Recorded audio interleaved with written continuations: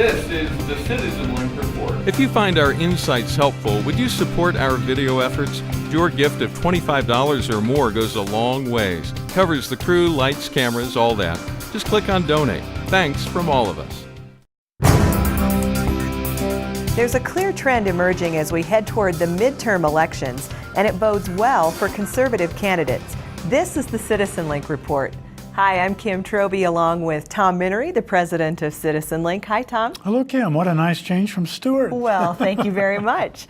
Well, we are in the thick of Republican primaries right now, and the results we're seeing are very positive. Well, they are indeed. It appears as though the conservatives who are deemed to do well in the Senate elections this year haven't yet shot themselves in the foot. And around the country this week, we're seeing that good, strong candidates prevail. And chief among them would be Mitch McConnell, the Republican leader in the Senate. He had been thought to have a real challenge in this week's primary against Matt Bevin, a challenger who was from the right, concerned about McConnell's what he calls liberal drift, but it appears that McConnell's going to win. And that tells me something that I think is very significant. It tells me that Kentucky primary voters, just like voters elsewhere around the country, are really, really serious about trying to elect the person who has the best job in winning in the fall. For example, Rand Paul, the junior senator from Kentucky, has endorsed Mitch McConnell. And there is really no reason for him to have done that. 4 years ago, when Rand Paul was the candidate in running for the other Senate seat, McConnell was opposed to him and he supported another candidate who was beaten by Rand Paul.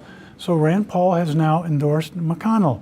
They're gelling around others in the party like this who don't see things as they do. Rand Paul and Mitch McConnell don't see things eye to eye, but they're realizing that for the good of the order and to have a chance to unseat Harry Reid as a Democratic leader in the Senate, they got to play nice, work together, and we see that happening around the country.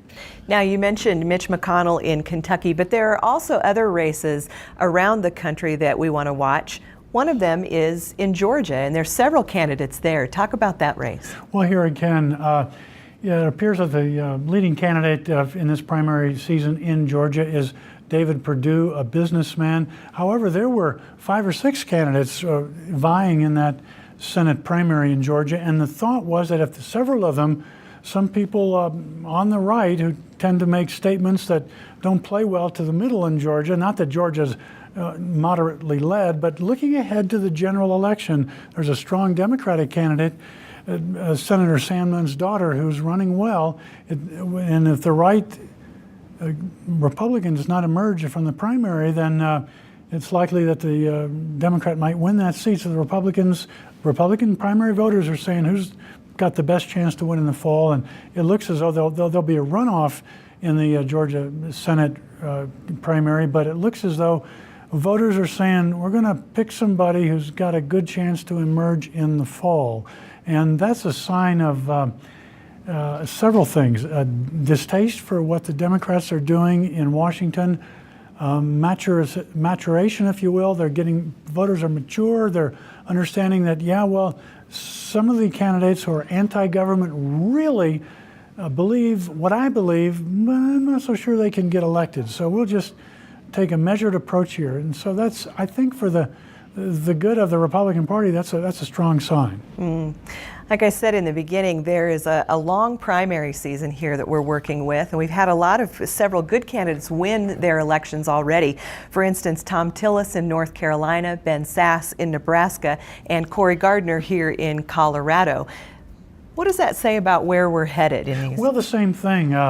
Strong candidates are emerging. For example, Cory Gardner is a very promising junior member of the U.S. House, and he was urged to run in this seat against Senator Udall, a Democrat in Colorado. He didn't want to do it.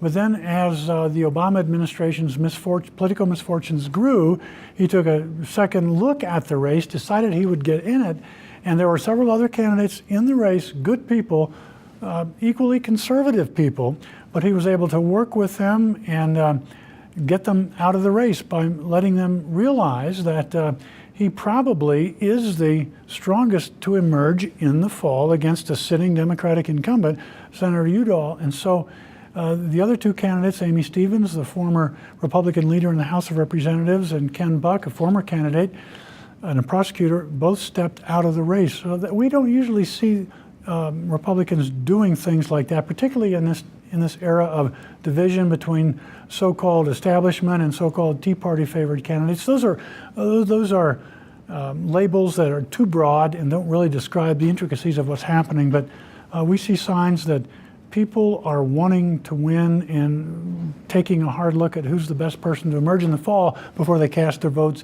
in these Senate primaries this year. Now, Tom, how much does Obamacare play into these primaries that are going on right now? Good question, particularly in the states that are going to be key to whether Republicans take over the Senate or the Democrats continue their control of the Senate. Obamacare is disliked, and the president's approval ratings, largely because of Obamacare, are very, very low, barely 40% as an average in the handful of states that will decide the outcome of the Senate. Furthermore, it's unknown yet as to how much this Veterans Administration crisis will play out in the Senate races. The idea that there's a scandal in the Veterans Administration, that veterans have died waiting for appointments to get in to see their doctor in veterans hospitals, that's a tragedy. And rightly, politicians on both sides of the aisle are complaining about that, very concerned about that. But what this all amounts to is government-funded health care for these prized group of people, veterans.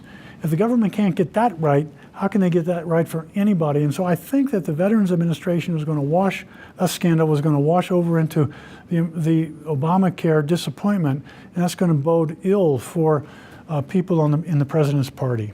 Now, when we look at the trend with these primaries, does it add up to a big win for Republicans in November then? I think the tea leaves, so to speak, favor that. If you would look at